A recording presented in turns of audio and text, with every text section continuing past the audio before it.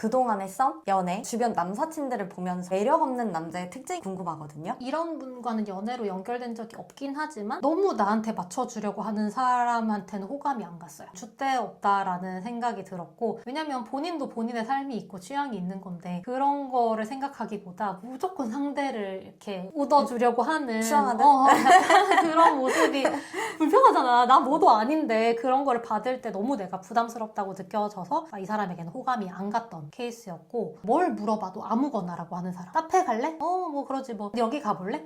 하는데 이제 거기 가서 뭔가 열정적이지 않고 네가 오자고 해서 왔으니까 라고 하는 그런 사람들도 있단 말이야. 맞춰주려고 하는데 싫은 게 티가 나는 사람들이 있어요. 근데 이제 그런 사람들이 솔직히 대부분 아무거나라고 말을 해요. 뭐 해도 좋다라고 얘기를 하면서 가면 티를 내는 사람들이 있어. 그런 사람들을 봤을 때는 이게 배려가 아니라 오히려 불편하다. 차라리 이렇게 할 거였으면 나한테 자기 뭐 좋아한다고 얘기를 하지. 그런 생각이 들었고, 근데 이제 나중에 혹시나 만약에 연애를 하다가 다툼이 생기면 네가 하고 싶은 거 다 하게 해줬잖아 라고 할 것 같은 불안감이 드는 거죠. 그런 생각이 들어가지고 딱 자기의 취향이 뭔지 아는 사람, 그래서 자기가 원하는 걸 아는 사람이 확실히 매력적인 것 같아요. 어떤 관계는 다 맞춰주려고 하는 사람 중에 맞아. 진짜 허허실실인 사람이 없는 경우가 훨씬 더 많더라고요. 맞아요. 그래서 진짜 사람 관계에서는 내가 어떤 사람이고 내가 무엇을 좋아하고 하는 거를 되게 잘 알아두는 게 진짜 중요한 것 같아요. 아까 전에 대기업 직장인이라는 말씀을 주셨는데, 대기업 하면 스펙 좋겠지? 돈이 많겠지? 라고 생각하시는 분들이 많더라고요. 남자 무조건 돈이다 라는 부분에 있어서 유정님께서는 결혼을 잘 맞춰서 하는 동료들은 얼마를 모으고선 하셨는지 좀 궁금했거든요. 사실 친구들끼리 연봉은 밝히는데 모아둔 돈은 안 밝히는 경우가 많긴 하거든요. 근데 대부분 보면은 부모님에게 지원을 받을 수 있는 집도 있고 없는 집도 있고, 예를 들어 한 명은 연봉이 높은데 부모님 지원을 못 받고, 한 명은 연봉이 적은데 부모님 지원을 받는 경우도 있고, 정말 케이스가 너무 다르다 보니까 그 부분에 대해서는 서로 양가에서 조율을 하는 과정이겠죠. 근데 그럼에도 결혼을 할 때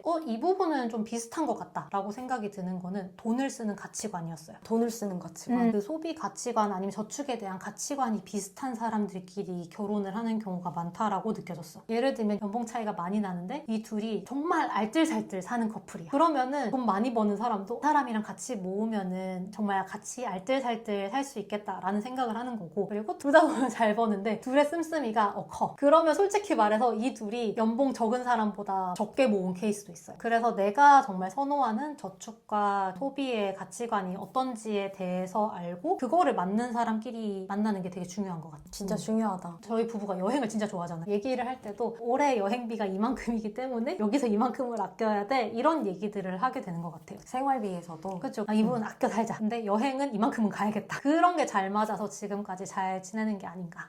그럼 주변에 여자를 안달나게 만드는 남자분들이 계시다면 그분들 특징도 좀 궁금하거든요. 주로 성격, 태도, 아니면 어떤 행동을 보인다. 자기 자신을 잘 유지를 하면서 연애를 하는 친구들, 연애 때문에 스트레스 받아가지고 상담 잘 안 오는 친구들, 연애를 되게 건강하게 하는 것으로 느껴지는 친구들은 자기 일에 집중해요. 연애를 해도 거기에 매몰되는 게 아니라 내 일을 열심히 하는데 여전히 집중을 해요. 그게 저는 진짜 중요한 것 같아. 남자든 여자든 내 일에 집중을 하고 몰두를 하면서 동반하는 그런 느낌을 갖는 친구들이 연애를 할 때도 서로서로에게 매력적인 모습으로 보여지니까 장기 연애가 많아요. 근데 막 이런 애들 있잖아. 이 남자친구가 너무 좋고 이 여자친구가 너무 좋아가지고 막 학교 다 째고 연애하러 가고, 걔네들은 빨리 헤어져요.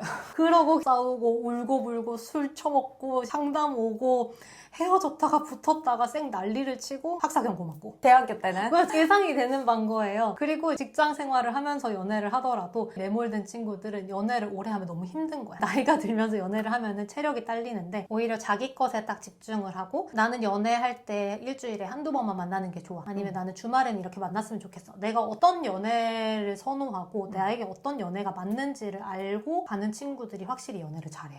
두 번째는 연애를 잘하는 거랑 별개로 매력을 계속 유지해 나갈 수 있는 사람 같은 경우는 인간적인 매너가 되게 괜찮아요. 되게 작은 면모로 보면은 우리 그 말 하잖아요. 나에게 서비스를 해주시는 분들에게 어떻게 대하는지 봐라. 식당에 이모님 뭐, 어이 이렇게 부르는 사람들이 있을 거고 극단적으로 있을 거고, 여사님 뭐 이것 좀 도와주시겠어요 하시는 분이 계실 거고, 그런 것들이라든지 회사에서 어떤 식으로 미팅을 진행을 하는지, 사람들과의 그 커뮤니케이션이나 협업을 어떻게 하는지, 그런 것들을 많이 봤던 것 같아요. 사실 남편 남편 선배들이라든지 후배들이라든지 이제 주변 동료들의 평이 되게 좋았었고 그 부분도 당연히 분명히 저에게는 영향을 미쳤겠죠. 당연하죠. 그거는. 그리고 또 다른 이성들에게 매력적으로 느껴지는 사람은 자기가 말을 뱉은 걸 실천하는 사람. 이게 허세로 느껴지지 않고 정말 작은 거라도 나 이번에 토익을 쳐가지고 몇 점을 받아야겠어. 아니면은 나 이번에 원서를 몇 개를 써가지고 여기에 면접을 갈 거야 라는 그런 말들을 했을 때 그거를 이뤄내기 위해서 딱딱딱 실천하는 모습을 보면은 진짜 매력적인 것 같아요. 중요해. 목표 이루는 게. 엄청 막 요란스러운 목표를 말하는 게 아니잖아요. 무조건 대기업에 취업해야 되고 이게 아니라 정말 작은 거라도 일주일에 몇 번 운동을 가겠다 아니면은 한 달에 한 권 이상 책을 읽겠다 하는 것들을 실제로 지켜내는 모습들을 보면 진짜 대단한 것 같아요. 그게 이성에게 매력이 진짜 크지 않나. 그런 사람들을 보면 나도 저런 사람이 되기 위해서 바꾸려고 하니까 완전. 더 매력적으로 느껴지죠. 진짜 큰 것 같아요. 나 우리 집에서 누워있지를 못해.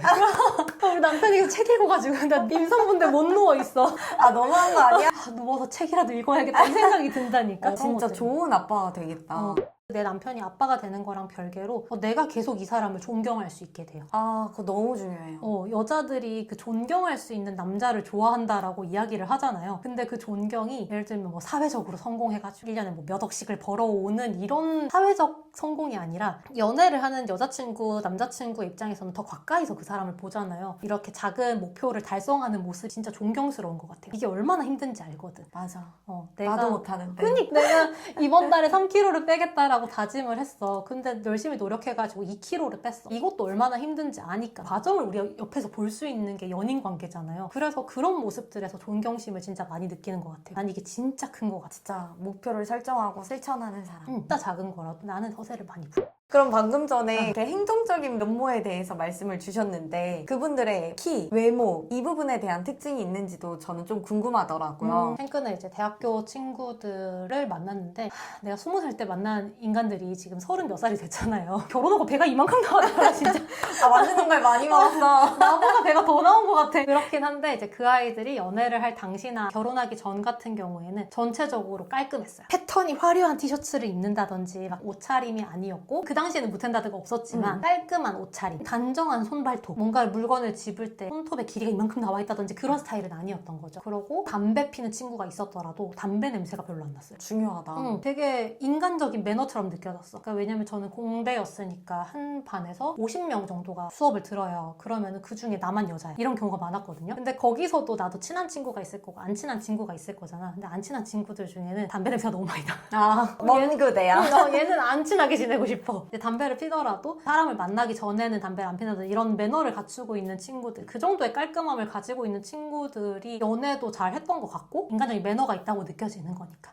옷차림은 진짜 이상한 패턴 입지 말라 그래. 정말 개인차이긴 한데 저는 후드를 별로 안 좋아해요. 후드요? 희애님 어때요? 저는 뭐 남자친구가 입었다면 썸을 타는데 썸 탈 때는 안 입어줬으면 좋겠어. 생각해본 적이 없어. 그러니까 나도 방금 이제 얘기를 하다가 생각났는데 학교 다닐 때 사실 옷차림 다 엉망진창으로 다니거든요. 저는 정말 거렁뱅이처럼 다녔어요. 그래도 연애를 하고 싶은 또는 썸을 타고 싶던 그런 상황들을 생각을 해보면은 후드가 없었던 거. 갑자기 만났을 때는 후드 있을 수 있지. 운동하다 나왔다 후드 있을 수 있지. 근데 약속을 잡고 만나는데 후드와 화려한 패턴은 자제하자. 맞아. 보편적인 케이스로.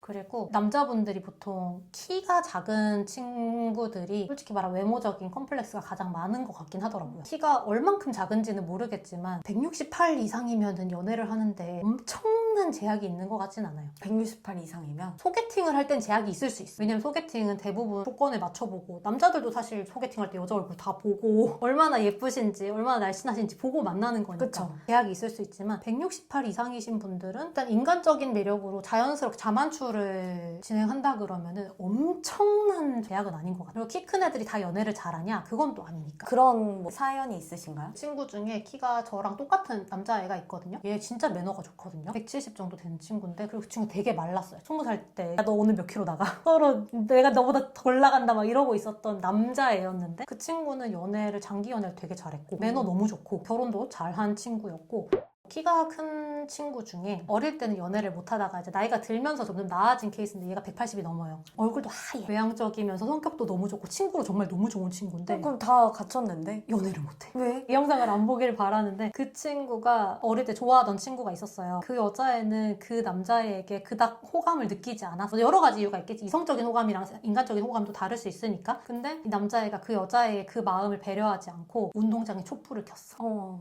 할 말 많아 지금. 어떤 느낌인지 아시겠죠? 당연히 이제 그런 실패가 있었으니 그 친구는 점점 나아졌지만 네, 연애를 못하는 시기라든지 그런 친구들을 보면은 키로 막 연애를 엄청 잘한다 이런 게 아니라 솔직히 말하면 눈치와 센스가 좀 좋은 친구들이 훨씬 연애를 잘하는 것 같고 그리고 사람이 부담스럽지 않게 빌드업을 쌓아가면서 접근한 분들이 연애를 조금 더 잘하는 것 같아요. 그 진짜 센스가 중요한 것 같아요. 옛날에는 연애를 많이 해본 사람이 연애를 잘한다라고 생각을 했는데 지금 생각해보면은 그 연애를 얼마나 평화롭게 잘 끌고 나갈 수 있는지가 더 중요하다고 생각이 들더라고요. 그런 면에 있어서 키가 다는 아니다. 그 외로 내가 갖출 수 그치. 있는 면모가 많으니까. 맞아. 사람이 장점이 얼마나 많은데 키 하나만 보고 있어요. 연애를 시작하는 데 있어 도움이 되는 스펙 중 하나가 될 수 있는 건 맞지만 그것만 보고 만나는 사람은 없다는 거죠. 20살 때 이상형은 키 183 이상이었어. 근데 174랑 결혼을 하셨나요? 그럼 그러니까 필요 없다가 아니라 덜 중요한 거죠, 나한테는.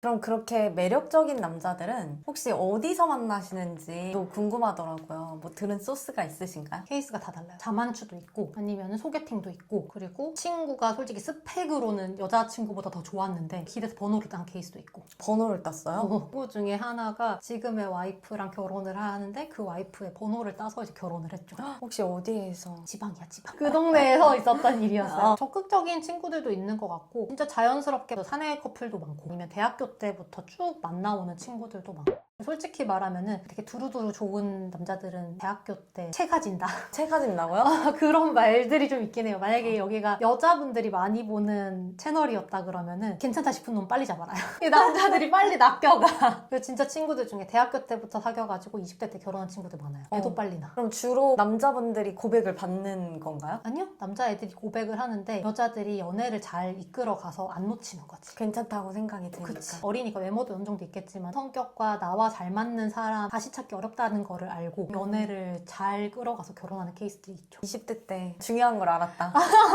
그것도 생각해봐야 돼. 남자들은 어떻게 해야 될까? 헛짓거리 하지 말고 자기 할 일 열심히 하는 게 짱인 거 같아. 연애를 하는데 여자친구를 맞춰주는 것도 되게 중요한데 남자들 같은 경우는 솔직히 말해서 소개팅 시장에서는 30대 중반에 멀쩡한 남자가 인기가 많아요. 어느 정도냐면은 최근에 지인이 소개팅 행사를 운영을 하는데 그 남자의 조건이 무엇이냐라고 물어봤거든요. 어떻게 저희 구독자님들 좀. 정말 사진 검열인데 괜찮아요? 실제 제가 연락을 받았어요. 남자 참여자들을 좀 알아봐줄 수 있냐라고 문의를 받아가지고 아니 저희 구독자님들 한번 불러주시면 홍보를 해보겠습니다. 그래가지고 했는데 그냥 그 30대 중반의 남자가 별로 없대요. 그래요? 자격지심이 엄청 심하다거나 자기 밥벌이를 못한다거나 어. 외모 관리가 너무 안 된다거나 이런 사람들 다 빼고 걸러내고 나면은 생각보다 안 남는데요. 그래서 이제 30대 초중반의 평균 어느 정도의 적당선 월급 많이 벌어오라는 게 아니라 따박따박 벌어오면서 건강한 마인드를 가진 남자가 솔직히 없다고 하더라고. 그래서 여자애들에게 추천을 한다면 20대 때 빨리 잡아라. 남자애들에게 말한다면 네 할 거 열심히 해라. 그러니까 네 할 거를 열심히 하는 게 20대 때 너무 연애에 매달려가지고 막 학사 경고 받고 취업 못하고 이러는 것보다 열심히 자기 할 일 하면서 동반할 수 있는 여자친구를 만난 베스트. 근데 그게 아니라면은 여자들이 이제 승질을 부릴 때 다 받아주지 마라. 내가 뭘 잘하고 내가 뭘 좋아하는지를 집중하는 게 훨씬 더 가치 있는 것 같아요. 그랬을 때 이미 그 자체로 빛이 나니까 그니까. 여자들한테 인기가 있을 수밖에 없고. 당연히 20대 때는 연애를 하고 싶겠죠. 예쁜 여자친구를 만나고 싶은 건 맞는데 예쁜 여자들이 다 널 만나주진 않아. 맵다? 누나 맵다? 아니 똑같아. 그러니까 장원영이 100명과 연애를 할 수가 없어요. 차은우가 100명의 여자와 연애를 할 수가 없어요. 결국은 나랑 잘 맞는, 나랑 결혼할 또는 나랑 연애할 한 명을 찾는 건데 모든 여자의 조건에 맞추려고 하지 말고 나 스스로를 단단히 가져가는 게 훨씬 더 좋다인 거죠. 유정님이 말씀해주신 매력적인 남자, 끼가 있는 남자들은 어떤 기준으로 여자와의 관계를 만들어 나가시는지도 궁금하거든요. 이 친구들은 여자 친구도 있겠지만 인간관계에서 맺고 끊음이 좀 정확한 것 같아요. 맺고 끊음이? 자기의 가치관과 자기의 기준이 있으니까 아니다 싶으면 끊어내는 거예요. 근데 그게 연애에도 통하는 거지. 연애를 이어나가기 위해서 엄청 아등바등 한다든지 뭐 여자친구 화나가지고 막 다 맞춰주려고 그러고 안달복달 하는 게 아니라 논리적으로 이야기를 해가지고 이 부분은 나는 이렇게 이렇게 생각을 하는데 넌 어떠니? 이렇게 자기 기준을 설명할 수 있고 자기 가치관을 말할 수 있는 친구들은 얘기를 했는데 여자친구가 아닌 것 같아. 안 맞아. 헤어지자. 이런 정리가 좀 깔끔하다라는 느낌을 받았고, 그리고 짝사랑을 오래 안 해요. 결국은 맺고 끊음이 정확하기 때문인 것 같아요. 내가 짝사랑을 쭉 했는데 이 친구가 나에 대한 이성적 호감이 없는 것 같아 라고 하면은 접을 줄 아는 거지. 왜냐면은 짝사랑을 너무 오래 해서 일방적인 사랑을 쏟는 것도 상대한테는 배려가 아니라는 거를 아니까. 그래서 오케이, 이건 내가 할 수 없는 분야이고 나의 이런 일방적인 관심과 이런 무언가가 이 사람에게는 부담스러울 수도 있겠다를 알고 끊는 것 같더라고요. 연애를 막 빨리 시작하고 막 많이 하고 이런 게 아니라 연애를 했을 때 되게 편안해 보이고 장기 연애를 많이 하는 그런 친구들 같은 경우는 이런 맺고 끊음이 정확한 것 같다. 그리고 연애 시작을 잘하는 친구들은 외적 조건은 그냥 적당한 깔끔함? 그게 어느 정도 있겠지만 센스가 좋습니다. 아 진짜 중요해. 진짜. 여자한테. 진짜. 그러니까 빌드업을 잘. 친해지더라도 이 사람에게 관심이 있고 이 사람이 나를 좋아했으면 좋겠다 싶으면은 이 사람과 조금씩 깊어져야 되는 거잖아요. 근데 그 과정이나 단계가 끝까지 깊어져야 연애를 할 수 있다라고 치면은 이렇게 막 다이빙을 하는 게 아니라 한 단계 한 단계 차근차근 내려가면서 친해지는 거예요. 소개팅이라 그러면은 표현할 수 있게 나는 너에게 인간적인 호감을 느끼고 우리가 조금 더 기간을 보면서 만나갔으면 좋겠다라고 얘기를 할 수 있겠지만 자만추를 하는 친구들 같은 경우는 되게 자연스럽게 쫙 끌고 가는 거지. 오늘은 커피를 마셨다면 다음에는 밥을 먹고 그리고 먹으면서 대화 주제와 이 사람과의 공통점을 찾고 그러다 보면 영화를 한 편 볼 수도 있는 거고 그리고 나면 어디에 산책을 갈 수도 있는 거고 그 단계를 이렇게 끌어나가는 느낌을 많이 받는 것 같아요. 연애를 못하는 친구들 같은 경우는 한 번 만나면 여기서 끝을 내야 된다고 생각해. 다시 언제 만날지 모른다는 불안감이 있어서 그런지 모르겠지만 갑자기 다음 주에 벚꽃 보러 가고 다다음 주에 뭐 하러 가고 다다음 주에 자전거 타러 가지. 뭔 소리야 이게. 그런 빌드업 없이 한 번에 몰아치는 게 아니라 한 단계 한 단계 이렇게 스며들어가는 그게 있는 것 같아요. 내가 이렇게 이만큼을 아는 경우는 내 남자 인간 친구와 여자 사람 친구가 연애를 한 경우에는 양쪽에서 듣다 보니 그런 케이스의 이야기를 듣는 경우가 있는 것 같아요. 생각을 해보면은 남자가 연애를 잘한다. 연애라는 것에 집중을 하는 게 아니라 내 삶을 얼마나 잘 사냐에 따라 가지고 함께 오는 것 같아요. 관계가. 관계가. 어떻게 딱 구분되겠어. 딱 이 사람은 연애할 사람, 이 사람은 절대 연애 안 할 사람, 절대 결혼할 사람 이렇게 정해지는 게 아니잖아요. 내가 그냥 되게 잘 살고 하는 사람들이면은 외적 조건, 뭐 숫자적인 조건 이런 거에 맞춰가지고 다 되는 게 아니라 다 두루두루 갖춰지기 때문에 나의 중심을 세우는 것이 굉장히 중요하다라는 생각이 들어요. 감사합니다.